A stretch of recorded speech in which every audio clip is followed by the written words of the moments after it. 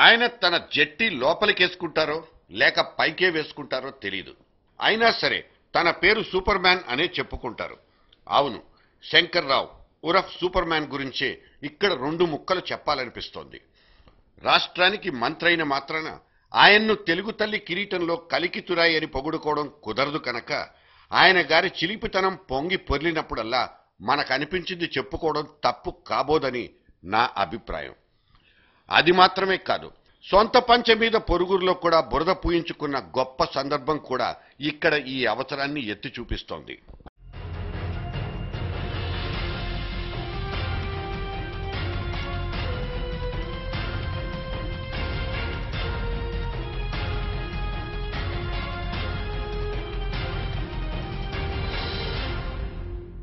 అసలు ఆయన మినిస్టర్ అయి సమతా బ్లాక్ లోకి ఎంటర్ అయిన నేపథ్యమే వివాదాస్పదం. సో వాట్, కిరణ్ క్యాబినెట్ లో 41 మంది మంత్రులున్న ఒక్క శంకర్రావుదే ఎక్స్ట్రాడినరీ వాల్యూ. వైఎస్ జమానా మీద తాను రాసిన ఆ ఒకే ఒక్క లేఖ ఇప్పుడు సుప్రీంకోర్టు చుట్టూ తిరిగొచ్చి ఇడుపులపాయలో సైతం భూకంపం సృష్టించేదాకా వచ్చేసింది. ఆ సీక్వెన్స్ వల్లే శంకర్రావు సూపర్ మ్యాన్ గా ఎదిగేశారు. మరి అలా యాడైన వాల్యూని ఆయన కాపాడుకుంటున్నారా?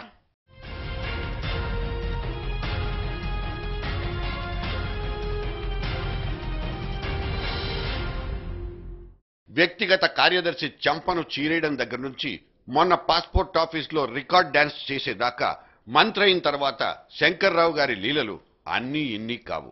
వాటిని ఏకరువు పెట్టడం అంటే మెగా సీరియల్ అంత పొడగవుతుంది. ప్రోటోకాల్ని జేబు రూమాలుగా భావించుకోవడం, అధికారుల మీద చిందులేయడం ఆయనకున్న ఇంకో స్పెషాలిటీ. ఇన్ని అస్త్రాలున్న విఐపి మినిస్టర్ మనూర్లోనే కాదు పొరుగురులో కూడా చెలరేగిపోతానంటారు. ఆ విధంగా మొన్న చెన్నై రాజ్భవన్ లో రచ్చరచ్చ చేసుకున్న దృశ్యం హైదరాబాద్ సెక్రటేరియట్ దాకా కంపు కొట్టేసింది. పాడు కుర్చీ కోసం ఆయన పడ్డ పాకులాట పక్క రోజు పేపర్లలో ప్రింట్ అయిపోయింది. ఈ వైపరీత్యానికి ఎప్పుడు తెరపడుతుందో తెలియదు. సీనియర్ లెజిస్లేటర్ గా, కేబినెట్ మినిస్టర్ గా ఆయనకున్న అపారమైన గౌరవ ప్రపత్తులన్నీ మూసీ నదిలో పోసిన పన్నీరైపోతున్నా ఈ సూపర్ మ్యాన్ లో ఎందుకు మార్పు రాదో తెలియదు.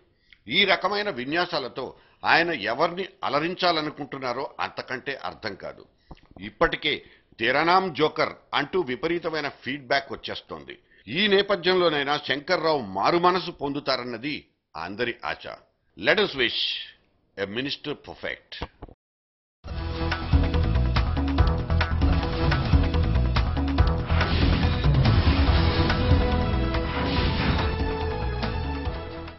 వందలాది రాజీనామాలు కుండపోతగా కురుస్తున్న రైనీ సీజన్ ఇది.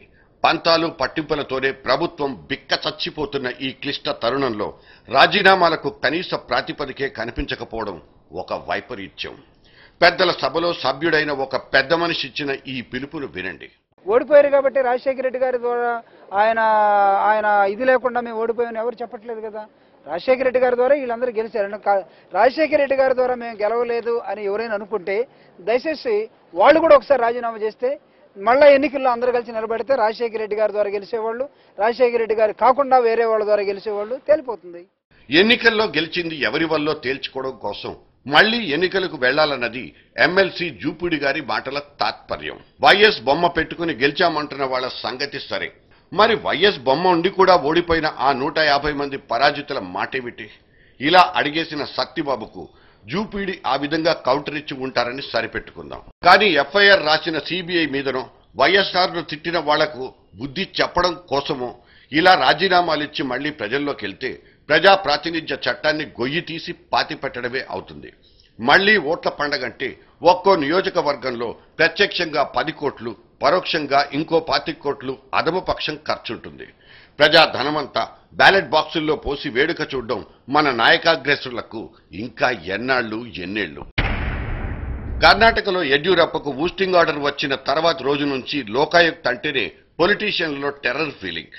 ఖనిజ సంపదను దోచుకున్న గజ దొంగల్ని చాకిరేవు పెట్టిన కన్నడ లోకాయుక్త దేశమంతా ఆ వ్యవస్థకున్న అవసరాన్ని ఎత్తి చూపింది. ఇప్పుడొచ్చింది గుజరాత్ సుప్రీం నరేంద్ర మోడీ వంతు. తన రాష్ట్రంలో లోకాయుక్త లేదు గనక మొన్నటిదాకా మోడీ చాలా రిలీఫ్తో కనిపించారు.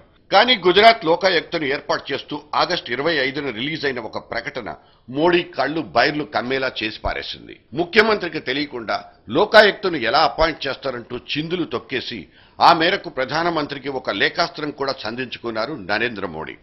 హైకోర్టు చీఫ్ జస్టిస్ సలహాను, అపోజిషన్ లీడర్ల మాటను ఆధారంగా చేసుకుని లోకాయుక్తను నియమించిన గవర్నర్ డాక్టర్ కమ్లా తన చర్యను తానే బాగా సమర్థించుకున్నారు.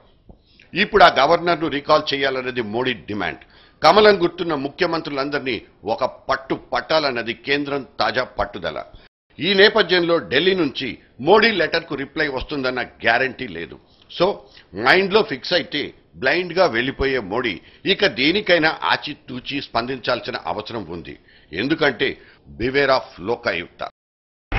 12 రోజుల నిరాహార దీక్షకు 11 ఏళ్ల నిరాహార దీక్షకు ప్రధాన పోటీ.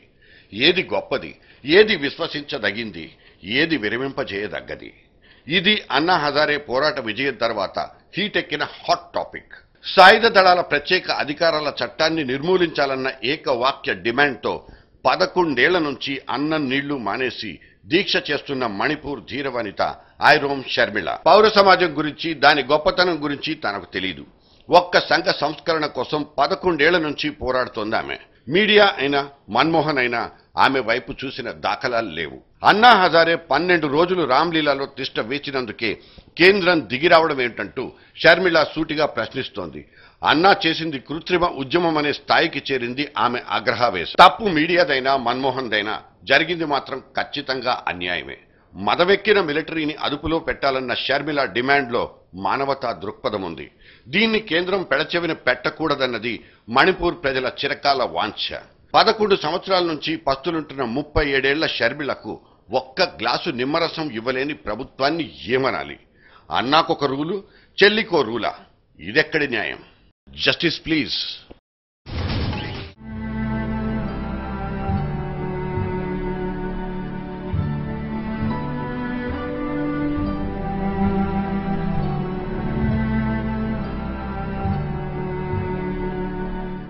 నువ్వు లేని ఈ 2 ఏళ్లు 2 యుగాలు, 3 తగాదాలు, 6 తడాకాలు.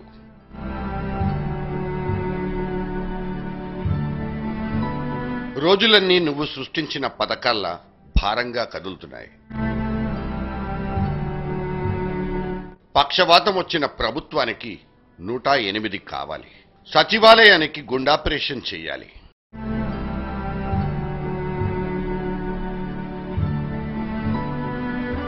నువ్వున్నప్పుడు అడ్రస్ చేయలేని ధిక్కారపు స్వరం నీ తర్వాత అసెంబ్లీని అతలాకుతలం చేసింది.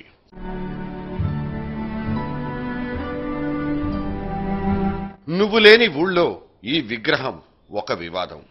నీ కోసం ఆగిన గుండెల్లో ఓదార్పు సందడి. నీ బొమ్మరిళ్ల నిండా సోదాల విషాదం.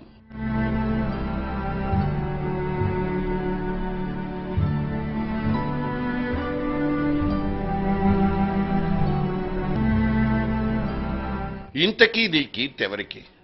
నీ స్ఫూర్తి ఎవరికి? నువ్వు గెలుచుకున్న నీ ఓటు బ్యాంకు ఏ పార్టీకి?